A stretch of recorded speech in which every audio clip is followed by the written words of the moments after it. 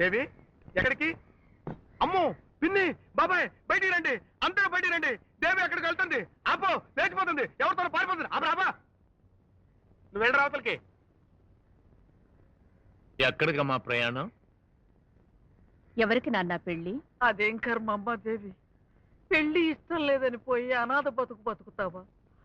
మేమంతా చచ్చామనుకున్నావా అమ్మ? ఆ బరితెగించిన రౌడీ వాడిని కట్టుకోవడం కోసం నువ్వు బరితెగిస్తావా? నడు లోపలికి. నడవకపోతే తెస్తాను. రౌడీ వాడని భావని వెలివేసి రౌడీని చేసింది నీలాంటి వాళ్లే. ఇప్పుడు నేను కూడా నిన్ను కొట్టి రౌడీనయ్యాను కదా, నన్ను వెలివేసి నా దారి నన్ను పోని. తప్పుకో రిక్షాపై. పిలిచారా సార్? ఎస్పీ ఆఫీస్ నుండి పోలీస్ వెరిఫికేషన్ కోసం ఒక లెటర్ వచ్చింది. ఎవరిని గురించి సార్? ఎస్ఐ సెలక్షన్ లో ర్యాంకు సంపాదించుకున్న వ్యక్తి గురించి. అన్ని విధాల అర్హత ఉన్న ఆ వ్యక్తిని గురించి, అతని ప్రవర్తన గురించి పోలీస్ డిపార్ట్మెంట్ సంతృప్తికరంగా సర్టిఫికేట్ ఇస్తే కొద్ది రోజుల్లోనే ఉద్యోగంలో చేరతాడు. అతని పేరు Madhu, son of Achyutaramaiah. Sir ఇప్పుడు ఏం చేద్దాం? మీ ఇష్టం సార్. నా ఇష్ట ప్రకారం చేయడం వల్ల ప్రయోజనం ఏముంది? మధు ఎస్ఐ సెలక్షన్ గురించి మనం ఆలోచించాలి. ఆ వెరిఫికేషన్ మీకే అప్పచెప్తున్నాను. వ్యక్తిగా, ఉద్యోగిగా బాధ్యత తెలిసిన సీనియర్ మీరు. 15 రోజుల్లోగా మీ రిపోర్ట్ అందచేయండి. సార్, మధుకి నాకు ఉన్న బంధుత్వం తెలిసే ఈ పని నాకు అప్పగిస్తున్నారా? మధు మీద పోలీస్ కేసు ఉంది. వాడి ప్రవర్తన గురించి నేనేం రిపోర్ట్ ఇవ్వగలనంటారు? ఆ కేసు గురించి మర్చిపోండి అచ్యుతరామయ్య గారు. ఫకీర్ కోర్టుకు వెళ్లకుండా రాజీ చేయడానికి నేను ప్రయత్నిస్తాను. చెడిపోయిన వాడి బతుకు కన్నా బాగుపడవలసిన మధు భవిష్యత్తు ముఖ్యం. మీరు వెళ్ళండి. అయ్యా, దెబ్బలు తిని చేతులు ఎరగొట్టుకున్నాడండి నా మొగుడు. 2 పిల్లలున్నారు, ఇంకా చిన్న పిల్లలు. వాళ్ళని పోషించడానికే నా రెక్కలు ముక్కలైపోతున్నాయి. బిడ్డలున్నారన్న ఇంగిత జ్ఞానం కూడా లేదు బాబు వీడికి. మంచి మాట చెప్పావమ్మా. ఇన్నాళ్ళు రౌడీగా బతికాడు. చివరికి చేతి నిండా పచ్చిడి మెతుకులు తినడానికి కూడా వీలు లేకుండా చేతులు విరగొట్టించుకొని కూర్చున్నాడు. నేను పని చేస్తానమ్మా. బ్యాంకు లోన్ ఇప్పించి సైకిల్ షాప్ పెట్టిస్తాను. ఇకనే నిజాయితీకి బతుకుమని నీ మొగుడు చెప్పు. చూడు, మధు మీద కోర్టులో కేసు వేసి పగ తీర్చుకోవాలనుకుంటే కాలయాపనే తప్ప నీకేం ప్రయోజనం ఉండదు. అలాంటి ప్రయత్నమే చేయొద్దు.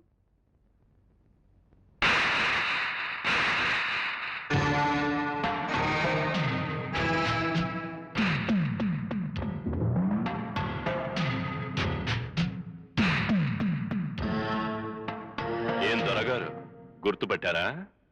నేనెలా మర్చిపోతాను? మరి పలకరించకుండా పోతామే? పోలీస్ పగరా, సమాధానం చెప్పి కదులు. ఈ మస్తాన్ చేస్తాడా? నన్ను నరికి పోగులు చేసిన మళ్ళీ అతుక్కొని బతికిపోతాను. హాస్పిటల్లో ఉన్న ఈ 3 నెలల్లో నా బరువు 10 కిలోలు పెరిగింది తెలుసా? Very good. వీడి భుజాలు నరికిన వాడిని అంత తేలిగ్గా వదిలిపెడతానా? వాడి చేతులు నేను నరికి వీడి భుజాలకు తగిలిస్తాను. మొండం వాడు బాబుకే అందచేస్తాను. పిండం పెట్టుకోమని చెప్పు. వాడి తలకాయ మీ పోలీస్ స్టేషన్ కి పొట్లం కట్టి పంపిస్తాను. దమ్ముంటే కాసుకో. మధునెక్కడో దాచావంటగా? ఎలా వాడిని కాపాడుతావో నీ పోలీస్ బలగం ఏం చేస్తుందో చూస్తాను. వెళ్ళు.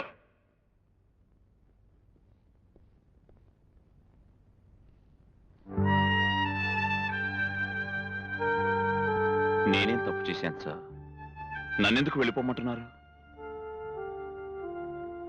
తప్పు చేసే ప్రమాదం ఉంది కాబట్టి నిన్ను దూరంగా వెళ్ళిపోమంటున్నాను. ఆ రౌడీ నీ మీద పగపట్టాడు. వాడు నిన్నేను చంపుతాడు, నువ్వు వాణ్ణేను చంపుతావు.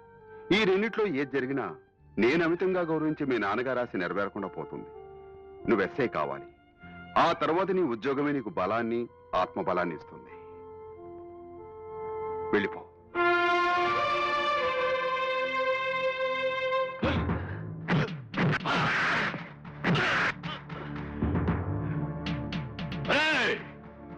నేను చావాలని దేవాలయంలో దీపాలు వెలిగించిన భక్తులందరూ వినండి. మీ దీపాలు నేను ఆర్పుతా.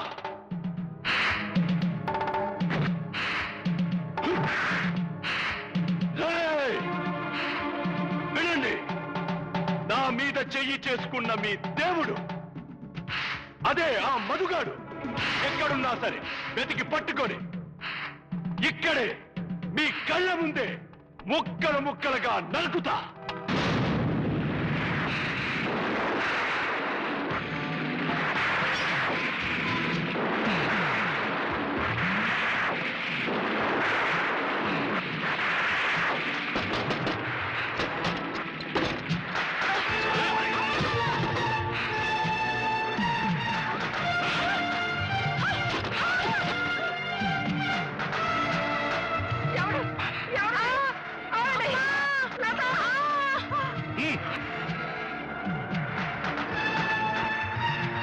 ఎక్కడ నీ కొడుకు? నాకు తెలీదు. నీకు తెలియకపోతే నీ చావు కబురు తెలుసుకుని వాడే వచ్చేలా చేస్తాను. మీ వాళ్ళంతా ఆసుపత్రిలో ఉన్నారని కబురు వచ్చిందిరా. ఆసుపత్రిలోనా? ఏమైంది? నువ్వు కనిపించలేదనే ఉక్రోషం వాళ్ళ మీద చూపించాడంట మస్తాను. ఎందుకు ఇక్కడికి వచ్చావురా? ఊరుకోక, పెద్దదానివి. నువ్వేలా ఏడిస్తే ఎలా? బావతో నువ్వు కూడా ఊరిల్లుంటే నీకు ఎగచాట్లొచ్చుండేవి కావు. అన్నయ్య, ఏమ్మా, నువ్వు భయపడిపోయావా? ఆ దుర్మార్గులు మిమ్మల్ని అందరినీ చిత్రహింసలు పెట్టారా? ఇక పెట్టర్లేమ్మా. గోపి, నువ్వు లాయర్వి కావద్దు, సబ్ ఇన్స్పెక్టర్వి కావాలి. నువ్వైనా నాన్న కోరిక తీర్చు. అమ్మెక్కడా? బి వార్డులో ఉంది.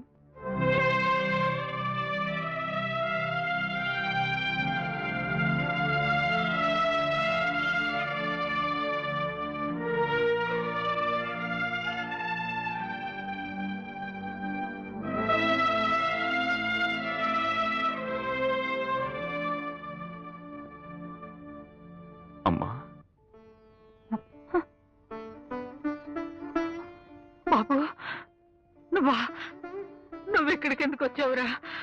వెళ్ళిపో. వాళ్ళ కళ్ళు పడితే నిన్ను చంపేస్తారు. వద్దురా, వెళ్ళిపో. నా వల్ల నువ్వు చావు దెబ్బలు తిని ఇప్పుడు కూడా నా చావు గురించే భయపడుతున్నావా? నాకేం పర్వాలేదమ్మా. నువ్వెక్కడుండొద్దు నాన్న, ఎక్కడికన్నా దూరంగా వెళ్ళిపో. నువ్వు క్షేమంగా ఉంటే మాకు అంతే చాలు. మేమేమైపోయినా పర్వాలేదురా. నువ్వు బాగుండాలి, నా మాట విన్నాన్నా. వెళ్తున్నాను కదమ్మా, వెళ్ళొస్తానని చెప్పడానికే వచ్చాను. ఆరోగ్యం జాగ్రత్త.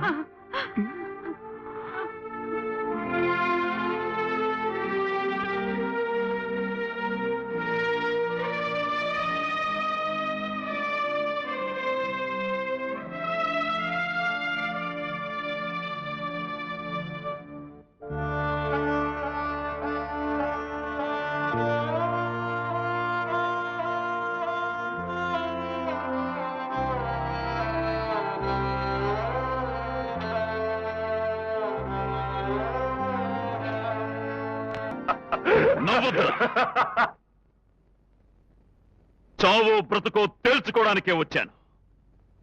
రారా.